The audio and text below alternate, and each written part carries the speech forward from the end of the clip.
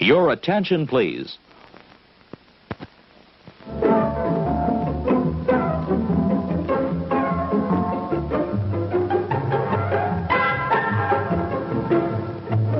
And now, on with the show.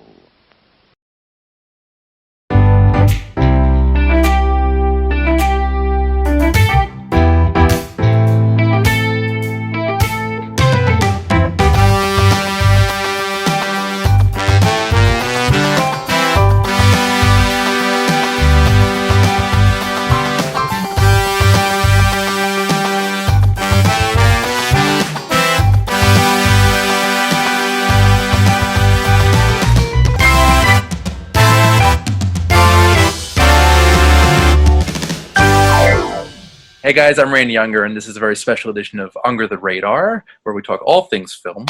And today we're going to discuss the new short film, 83 Days, which tells the tragic, true story of George Stinney Jr., who at age 14 is the youngest person in U.S. history to ever get executed by the electric chair.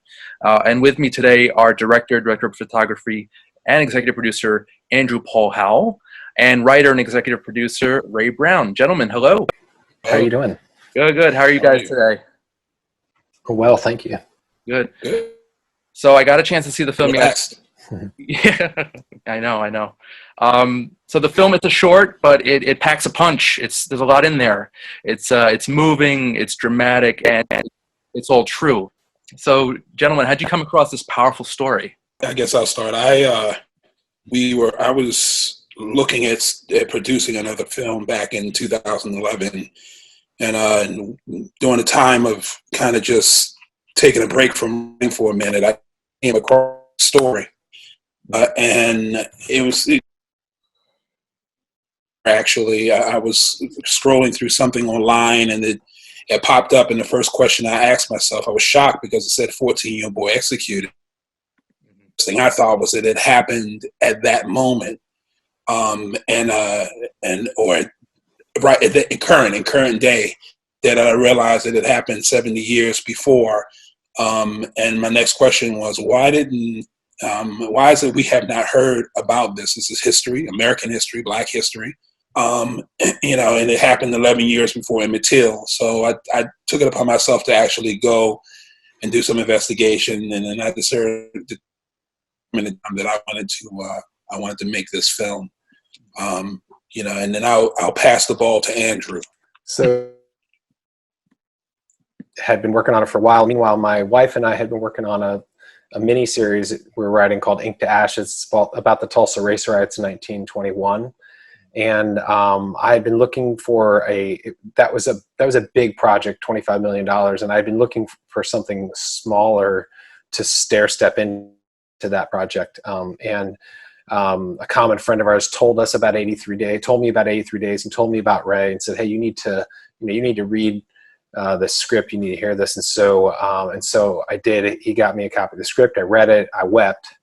And I met over a pastrami sandwich at a coffee shop in Atlanta. And I asked him if we could take the feature at the time and cut it down to just like 18 to 20 pages and make a short out of it, make a proof of concept so that we could maybe get the funding for the full feature. Mm-hmm. Wasn't sure if we could do that, but he decided to give us a shot. And so we did. We worked on it together. My wife came in and co-wrote with Ray on the short, and they passed it back and forth, massaged the script, and we got the short film as you was born, was over collaborating on the short film. And I think I read the script in maybe March, and we shot the short film in June. So it was a very quick time between when we cut the script down and went into. And so yeah, it was good. Okay. And the cast is phenomenal, by the way, especially from young Dijon Dieterville. What was the casting process like? Well, it was a lot like this, actually. We did a lot of casting on Zoom, and we on, act with a couple of different options. I'd call Ray and be like, Ray, how do we get this guy? How do we get that guy? And Ray would just be drilling the phones, trying to stir the pot and make that happen. So, he's not just working the phones and working the deals. And so yeah, we have some friends who know friends, and you know how that goes. You just start calling and asking people, and eventually you get the right connection, and you're able to get David, Keith, and Brett Rice. Matthew, I knew from I shot a series for History Channel, for CMT, called NASCAR: The Rise of American Speed, and Matthew Bellows was in that, and so I knew Matthew from that. I sent him. And he loved it. He thought it was great. So Matthew knew Brett. They live in the same complex, I guess, in Los Angeles together. And so there's a comfort there. So when we reached out to Brett Rice and heard Matthew was in there, there's that with other actors and trusting, these indie small short films. And so, and then I had a common friend, a real close friend of mine, its best friend, and so we were able to go through that channel and work that out. So Ray got Dijon. I'll let you tell Ray. Tell them how you found Dijon. And Dijon. I discovered Dijon when he was, I believe Dijon was 11, actually, and I saw him perform in a music video, ironically about George Stinney, and I was marveling at how mature he presented himself, even at 11 years old. And I knew our George Stinney. Unfortunately, it took us a few years to get to the point that we would be able to pull everything together and get him in front of camera. But he matured. So he's a talented actor, and we also had another young lady right here out of Atlanta named Nadej Bailey. She's been in a variety of different television projects over the years. She's an up-and-coming talent as well, and I was privileged to get a chance to meet her and her family back around the same time we met Dijon. And Nadej is Dijon's sister, the eldest sister that you saw. So yeah, we were blessed to be able to have a great crew and a great cast on this project. It was incredible. I say this: we had a feature film crew on a film short, right? And it was amazing to see. It was amazing to see, and that guy right there was the captain of the ship. And in the truest sense of the word, so this is a year that we have a true team effort. Andrew, how important is collaboration to you? Yeah, so Randy, I think collaboration is absolutely critical. I think an important part of collaboration is finding the right team. So I think that creativity is born not out of a huge community, but out of a select, tight-knit group of people. And I think that's what I love about directing, and that's what I love about the filmmaking process, is you get to form this team, and you're only together for a little while, and you create this thing together. And if it does well, then hope team together and keep it going. That's one of the things we hope to do with 83 Days. We had an amazing team, and everybody was so collaborative, between Ray allowing me to take that script, the initial script, or my wife take that initial script and break it down, and then and take notes on it. His openness to collaborate there was critical, I think, in us being able to pull off the short film. From there to one of our producers on the film, Ryan Dennett Smith, and his ability to bring his entire production team to the table. My camera operators, I've known Brian Murray. He was a second unit DP, and he was my first unit camera operator. and he and I go back. So that was cool. Mm-hmm. Okay. And then the relationships between the rental houses and my gaffer, Bradley Hayes. I mean, Brad and I raised him.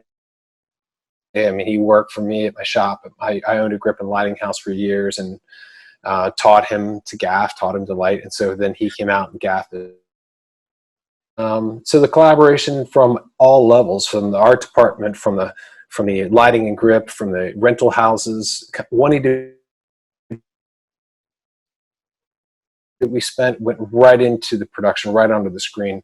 There was very little money paid out in actual wages. Everybody worked feature, or the short film made into a feature. So it is on a deferment deal for them, and they were a huge part of. Had we had to pay full rate wages with the period and all the pieces of the puzzle, it just couldn't have come together. So I have to say collaboration was absolutely critical, and the team that we built together was amazing. Yeah. And speaking to that, I know it's a smaller film. It starts with So it starts with the vision. One of the biggest things that one of the things I'm really big on is being able to is to have a vision, and then have those that come into the vision beyond the original vision that I had. The vision, and he couldn't see beyond what I could see. Then there would be no reason to even go any further. But he did. And he came with a not just an addition to the vision, but a plan of action. And that's where the kickstarts began. That's where everything started to fall in line. So you have two leaders that are. Everybody else kind of follows suit because they see the cohesiveness of the two.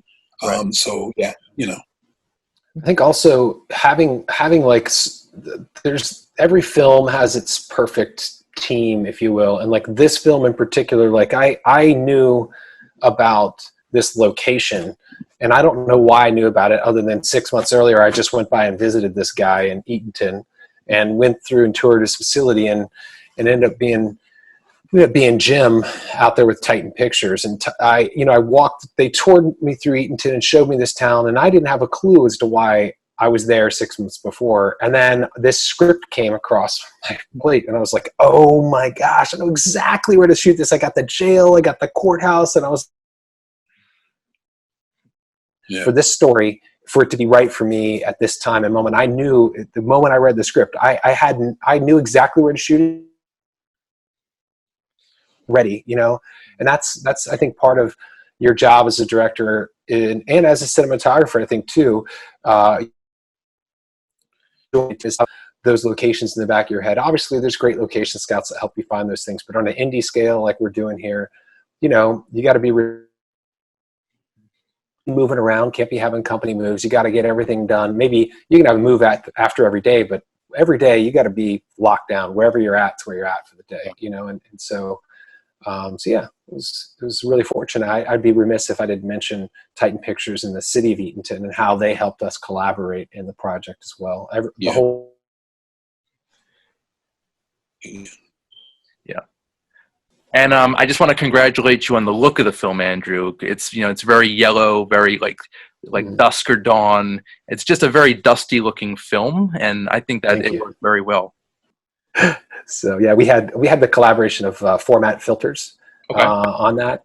So they Format donated some 15 of their high-tech filters and some prototype diffusions, and then I use a lot of haze. I've shot period film for years, so I'm very, very comfortable in this space. I worked on the Men Who Built America series for History Channel. I worked on Making of the Mob for AMC and several others. And so I kind of have the period thing down and trying to do with it. And then, I use a lot of haze, and then I use, for this particular film, I used a bronze glimmer glass.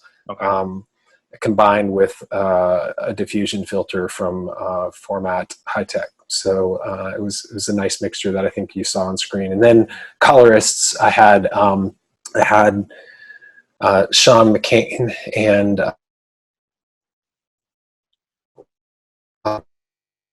for our colorists, I had Sean McCain from W Squared, who helped color it.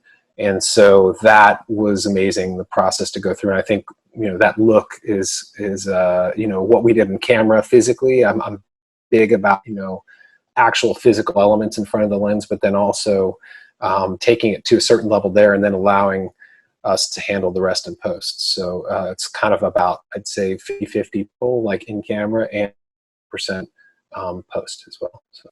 Very cool. Very cool.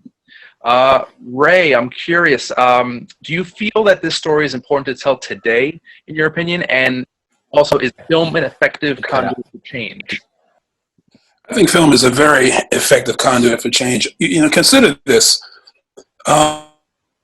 You see a really bad film, a really terrible film, and leave the theater, and then the day later you're thinking to yourself about what you just saw, and you're trying to analyze what it is you saw. And that's typically the way with most films. So I think, yes, I think when you create something like this, you actually burn the image of the film into the minds of those that are viewing it, and your hope is that they will pull it up at some point in time, or something will jog their memory, or they'll remember something about it. Whether it's ignited by something that happens in current day, or just because they were, scouring the internet or something like that. And it's not just all about George as much as it is about understanding. And I think that film gives us that opportunity to not only entertain, but yes, to change, or at least plant a seed. And so that's kind of how I would respond to that question. All right. Andrew, any thoughts on that? Sure. I mean, I think it's the most, I'm biased. I'm totally biased here. So I think it's the, it's probably the highest form of art, because it uses so many levels that communicate with people. And so, yeah, I feel like, just from the acting, the visual medium, like everything, it's probably one of the most complicated pieces of art to create and put out there. And I feel like just for that reason, when it's done well, it will just absolutely transform your life. I can think back to countless films that influenced my life, and mostly projects that I've worked on, but also many that I've watched. So definitely. And now 83 Days, your hope is to turn it into a feature-length film, correct? That's right. Okay. I could even see it as maybe a miniseries on Netflix or something like that. Yeah, we could go there. Miniseries, We actually talked about that at one point. Good. Yep. Yeah. Well, guys, lastly, are there any other projects you're currently working on that you can talk about? Ray? Right now, the priority that we have is 83 Days. We do have some projects that we've been kind of throwing around to jump into, after we get done with this one. We're making some calls and we're going back and forth with some ideas, but nothing's concrete just yet. But as soon as something becomes concrete, we'll make sure we let you know. I would love that. Thank you. Andrew, I've got so Ink to Ashes, still working on that. My wife's from Oklahoma, so that's a critical part. I'm looking for something a little bit lighter after 83. Yeah. Obviously, I'm committed to getting 83 done, the feature. I'm looking forward to that. So I've got a musical called Unto Us that's it's probably like $25 million musical. It's the birth of Christ's story, set like Man in the High Castle environment, kind of crazy environments. It's a really unique project. It's got an amazing director attached to it. I'd just be working as the DP on that. Same director's got another project that is like a country music artist film, kind of like a I don't know, a little bit like I'm losing the names right now. Sorry, guys. All right. Well, speaking so there's a couple of different odds and ends out there, and then I have a documentary that I'm working on personally. It's a project called Adjusted. I'm directing and DPing it. It's about the systematic underpayment of insurance claims in America, property insurance loss claims in America. It's basically how all the carriers are systematically underpaying every single claim on a home loss. So that's a little documentary that I'm working on. That's probably going to be, it's a 2-year long project. So, okay. Yeah. Nice. And I looked through the pitch deck that Stacy sent me, and I know you're looking to cast some for the feature. I might have some suggestions for some of the cast, if you don't mind. What you got? Well, we can talk later on about that. Okay, all right. I'll have to look at it again, but I had some ideas. Yeah, love it. I love it. Well, guys, I want to thank you so much for your time today. It's a crazy time in our world, and I just, I wish all of you and your families just, health and safety. Randy, Appreciate thank you that. so much. Same to you, man. Really. Work on the film, guys. It's great. It's a story that needs to be told, and I can't wait to see the feature. Thank you. To you and your Can't wait family. to make Thank you it. for having us. Anytime, guys. All right. Awesome. Take care. Warmest regards. Take care.